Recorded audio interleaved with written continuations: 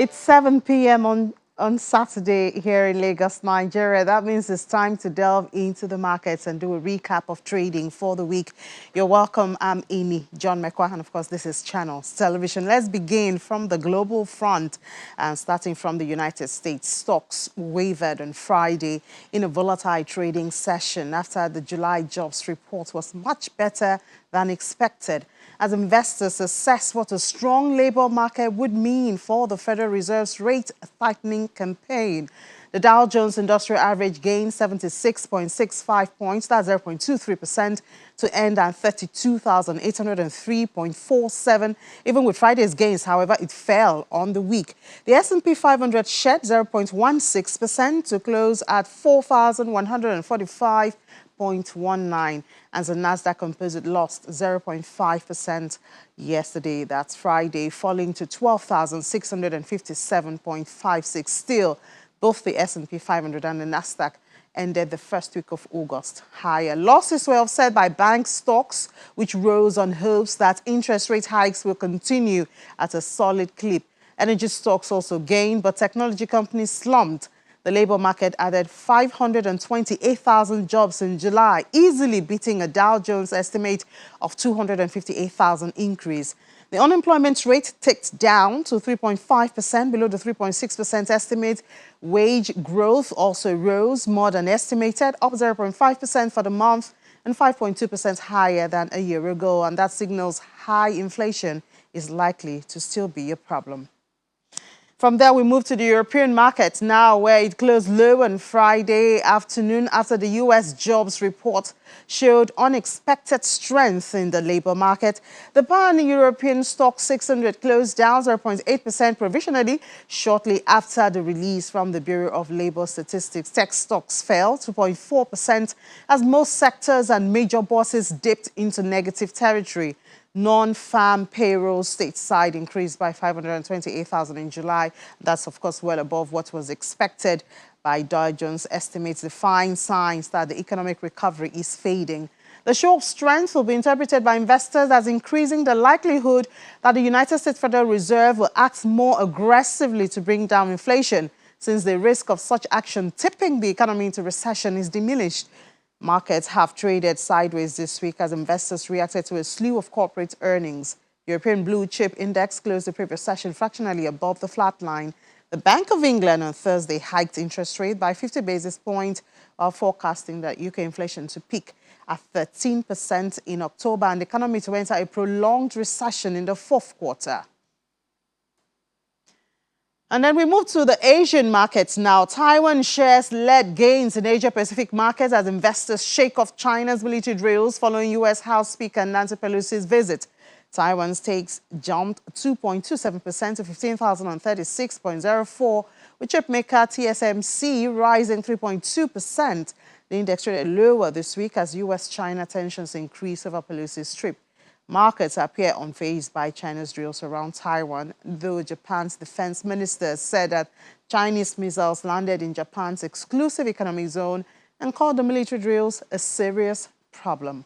The Nikkei 225 in Japan rose 0.87% to 28,175.87.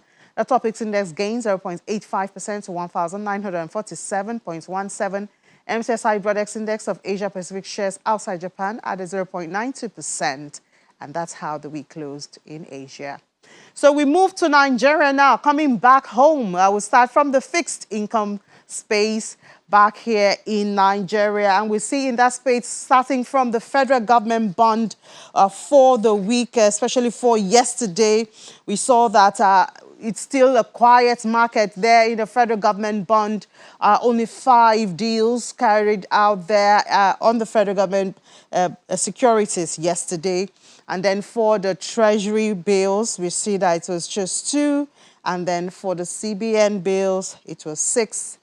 And then for OMO, open market security, it was just 4 yesterday, worth 7.25 billion naira. Largely, this market is still quiet, as we have heard, because liquidity is still tight. And so we're waiting to see what can lift the market. But I think the outlook that we have for next week might give us a little bit of hope. But Overnight rate was unchanged at 15%, and that's reflective of the unhealthy balance in system liquidity and the inflows from FAC disbursement, 480 billion there. All right, so from the fixed income market, we'll go to NASD market and see how that market also fared at the unlisted securities market. Activities there ended in the negative. There you see almost 3% down at the close of the week, 761.27 points. And that's compared to 782.97 the previous Friday. That's the 29th of Friday, dropped by about 3%. Week 31 saw NAS investors lose 0.03 trillion naira in value and market capitalization. And we see that the market cap stands at 1 trillion naira at this time after 43 deals that recorded for the week. Total volume during the week was 1.709 units compared to 873,000 over units in the previous week, leading to 95.65% increase in trade volume compared to the previous week. That was week 30. And then from there, we move to the equities market now to see how that market fared. We do remember that on Friday yesterday, the market closed in the positive, just as it did the previous Friday. And there you see, so for the week, we see that it ended in the green, even though we had 4 negative days there. The all-share index closed 0.70%. At the close of the week, straight for the 5th of August. Equities cap 27.358 trillion naira, as we see there. And we see that the volume, the value, and the deals were, however, in the red compared to the previous week. We saw a lot of settling and sell pressure on some of the stocks there. And also, there was a bit of bargain hunting at the end of the week. Boa Foods, we remember, led the positive trade on Fridays. Zenith Bank also did contribute a lot. Stanbic, WAPCO, and they spurred the gains for the week. And at the end of the week, though, industrial goods was down more than 5%. We're heading to 6%. Banking, which is like in everybody's eyes, was up 2.63%. Consumer goods, 3%. Oil and gas, less than 1%, 0.6% there. And insurance, minus 0.3%. The gainers for the week were Japo Gold, Honeywell, and PZ Cousins. They're representing their counters at the end of the week. Well, and these are the losers for the week there. See them in red. Learn Africa has been very active this week, as well as Boa Cement. Well, we have joining us in the studio, we have Mr. David Adonri. He's a stockbroker with the NGX. Good to have you, Mr. Adonri, in person. Thank you very much. We would normally talk to you virtually for just a couple of minutes. Good to see you in person. Thank you. I'm so happy being here with you on this wonderful studio. Thank you so for much this for privilege. That. Thank you so much for that. So what's happening with Fridays? The upper Friday, we had 4 negative trades, and then on Friday we saw the bull came out. This week also we had 4 negative trades, and then on Friday the bull was able to dominate. Are investors waiting for the Friday to pick, do bargain hunting and rest for the weekend? Thank you very much. I think is probably just a coincidence, because last week Friday was the end of the month, and there is something we call the end of month effect in the equities market, where portfolio managers try to reshuffle their portfolios and then tend to close the month higher. So that was probably why Friday saw a little rise in the price of stocks. But however, this Friday is a little bit different, because we saw a market that started the month in a bearish manner, but eventually moved to the point where it hit a resistance limit at the middle of the month. Because if you had monitored the market from last week or the previous week, you would have seen the decline apparently tapering down. until it got to a resistance level midweek, at the middle of this week, and then the market started rebounding, gathering momentum. So I'm happy with the figures you read out, that the volume and value for this week appears to have underperformed the volume and value for the previous week. Yes, it's correct, because the volume had been declining, indicating therefore that investors' sentiments has started rising to the point that it now surged at the middle of the week. And so that was why you saw that the market closed powerfully yesterday at the positive note. So we saw some activities on Boa Foods. They had their AGM, I think that was on Thursday. Was it on Wednesday? Then by Thursday or Friday, we saw them push the market into a positive. At least there were positive sentiment. Does it mean investors were reacting to some of the decisions from the AGM? Yes, it's not unlikely, because the equities market is driven by price-sensitive information. Perhaps they were told certain things that attracted them more to that security. But beyond that, Boa Foods is an iconic enterprise, and it took the market by storm when it was listed, I think, early in the year. Okay, and so it's been generating a lot of interest from investors. And if you look at the distribution at the end of last financial year, I think it was impressive enough to increase investors' confidence in that security. Okay, so that was why there was some surge in demand for the security. Would it be from existing investors or new investors? Well, the way the market is. If there is any price-sensitive information that is capable of increasing investors' confidence, well, we may not be able to differentiate whether the investors, whether they are exactly new or existing. But all we know is that demand has increased for the security. So that is it. Another interesting counter, I always find them very interesting. I think they catch the eyes of a lot of investors, is the banking. It's like they're always out there. Apart from, the giant like MTN Nigeria and Airtel, or sway the market one way or the other. We see that the banking counter is always very active. Yeah, thank you very much. From time, the banking industry has always been the arrowhead for the equities market in Nigeria. And the reason is not far-fetched. And that is because if you look at the structure of the Nigerian economy, it is short-term in nature. And so the kind of capital that drives the Nigerian economy, which is mercantile, is short-term fund that banks actually control and give to the economy.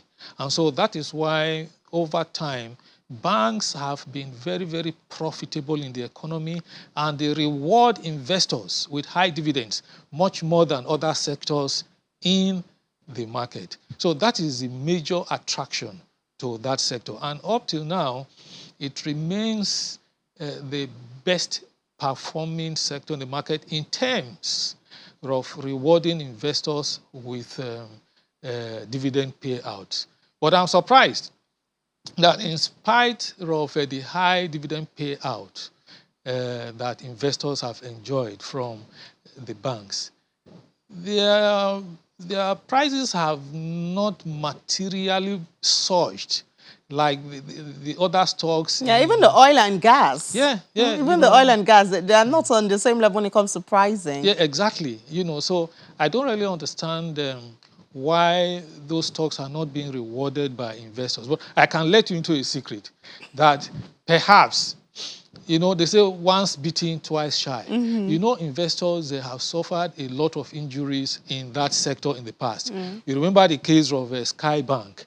that was nationalized, and investors were, lost everything. So many other banks that have failed in the past also swallow the investments of investors. So perhaps investors have been bitten and are just taking it easy. Exactly. So on the stocks. All right, yes. Mr. Johnny, just hold your thoughts. We're going to, of course, look at even issues of financial statements that are being released by a lot of corporate now and how they are swaying investors' sentiment. But for now, let's take a break now. Just take a breather, and we'll come back. We'll continue this conversation. Of course, you don't want to miss the outlook for the next week. This is Capital Markets on Channels Television.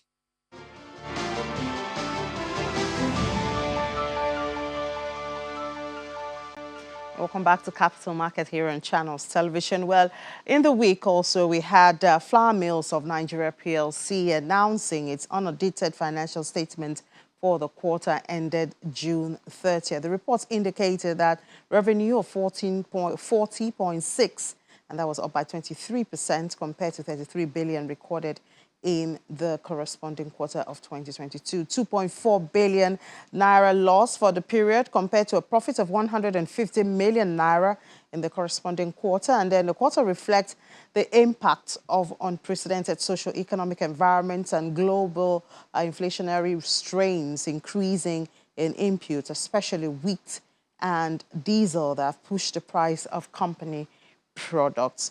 And also another statement was from the NGX. That's, of course, the mother of the listings this week. The Nigeria Exchange Group PLC announced its unaudited results for the same period at the 30th of June. And the group's gross earnings recorded a significant growth of 138.3% to 22 billion naira, going from 1.77 billion as of June last year. Benefiting primarily from a 140.4% growth in revenue. There was 1% growth in treasury investment income, or 26.6% of revenue, to 1.017 million in June, relative to 383.7 million in the same period last year. 4% growth in transaction fees and 6% increase in listing fees. And then also we had the statement from Tantalizers coming through this week also. The system indicates the system revenue was at 1.33 billion, a net revenue of 619 million naira. Gross profit at 231 million, while profit before tax was 2.2 million naira. Well, Mr. Johnny, we had a lot of financial statement released this week. How much impact does it have on investors' sentiments, actions, decision? Of course, the demand for securities is driven essentially by corporate disclosures. And of course, the macroeconomic situation also influence the way investors react to demanding for securities. So we have seen so far that in the second quarter of the year, a lot of the results have been very, very impressive. Although some of them have not met investors' expectations. Of course, we are not surprised with what you said about the because Flour people Mills. like Flour Mills have stated out there. I mean, it's the reality of the times with the war going on, what is going on with wheat and diesel and even petrol. All this affects their output and their price. And of course, it affects the overall of whatever we see at the end of the day. Exactly. So you can see like the case of Flour Mills, which is a little bit, I said it's not very surprising because we all know the impact of the Ukraine war on food security in the whole world. But I think that is transient because now that shipment of grains has already started from Ukraine and Russia, perhaps in this quarter or the next quarter, those grains will start filtering into the market and suppress the type of food inflation that we have experienced so far. For those companies that are import dependent, you see, So that is what has adversely affected a company like Flamis, because its raw materials are all sourced from outside the country. But for those that source their raw materials locally, perhaps the impact may not have been so severe if we discount the kind of disruption that insecurity has wreaked on the rural economy. And they're not forgetting impact of diesel and Yes, yes, energy costs. yes. The energy, in fact, we're more or less seeing what energy crisis, the cost it is imposing on production and business activities in the country. We are not seeing the effect on the bottom line of enterprises yet. Perhaps that will start manifesting from the third and fourth quarters. But however, in the second quarter, the results have generally been very impressive, especially for the telecoms sector, and some other sectors have performed very well. We are still expecting the How of result. the oil and gas? This, I mean, they in countries like the UK, the US, they're talking about windfall tax because oil companies are making a lot of money at this time. Is a paradox for oil companies operating in Nigeria, because those are the upstream sector are complaining of oil theft, that they are actually drilling for the thieves who are cutting away and making the profit. But this is, there is something that is funny there. At the level at which the theft is taking place, if those products are actually being utilized by the thieves in Nigeria in producing some of the petroleum products like diesel, I'm not sure that we'll have diesel scarcity and the price will skyrocket to this point. So it therefore tells you that there is an issue we don't understand relating to the kind of crisis that is besetting that petroleum sector, wherein those oil companies are not experiencing the windfall. And even at the downstream sector, they are also crying. You can see what is happening with increase in the prices of products, aviation fuel, and so on and so forth. So they are all rubbing off on the bottom line of those oil companies, Yeah. regrettably. Regrettably. Yeah. And then there was a report that was carried out that in 2021, 751.6 million naira was paid as over regulatory infraction by some companies to the NGX. How serious? I know that, I think, was it Seplet also?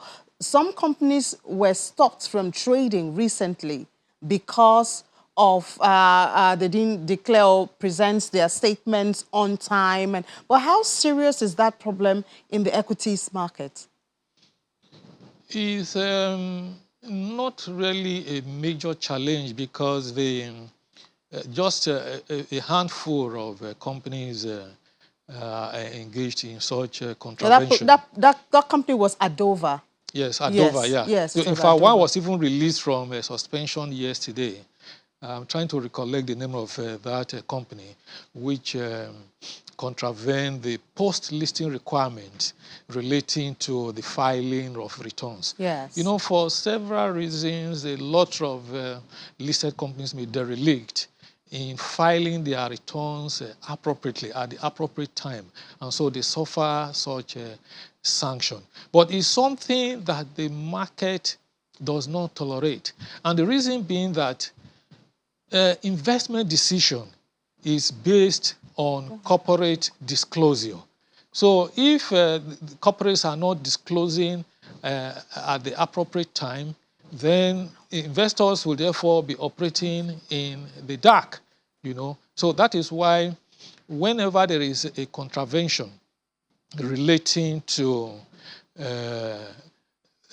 untimely disclosure, the regulators take very, very stern measures to penalize the companies that have derelicted, so as to serve as deterrence to others, to ensure that the information, because the equities market is information driven. Yes, it's So if information. it is not giving price-sensitive information, then And at investors the cannot... right time, too. And at the right time, and that such information is factual, then, of course, investors will be handicapped in coming up with appropriate investment or divestment decisions. But So, what delays the release of this? Is it deliberate? Is it they get so busy and forget? Or is it going through the procedure that takes time? some of them may be procedural and maybe due to regulatory constraints, like those that have regulators in the finance industry.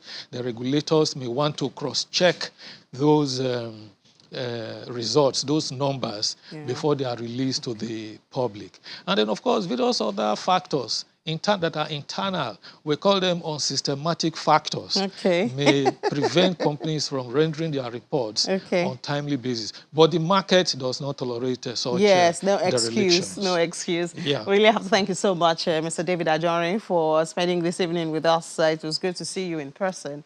Better than the virtual one that we do normally. Thank you so much. I'm so happy being here with you. Good to have you here. Hope to be here again in future. You'll be here by God's grace. Thank you. So enjoy the rest of your weekend. Okay. All right. So now let's look at that outlook for next week. And it's looking at the money markets. Overnight rate is set, according to Codros, to remain elevated in the coming week. And then they're also looking at upward repricing of the federal government bonds in the medium term, and then persisting bearish sentiment in Treasury bills market. This is the outlook for next week, according to Codros. So we'll follow up and see how true that comes. That's it on the program, Capital Market today. Thank you so much for being a part of it. Have a great weekend. I'm Ini John Mekwa.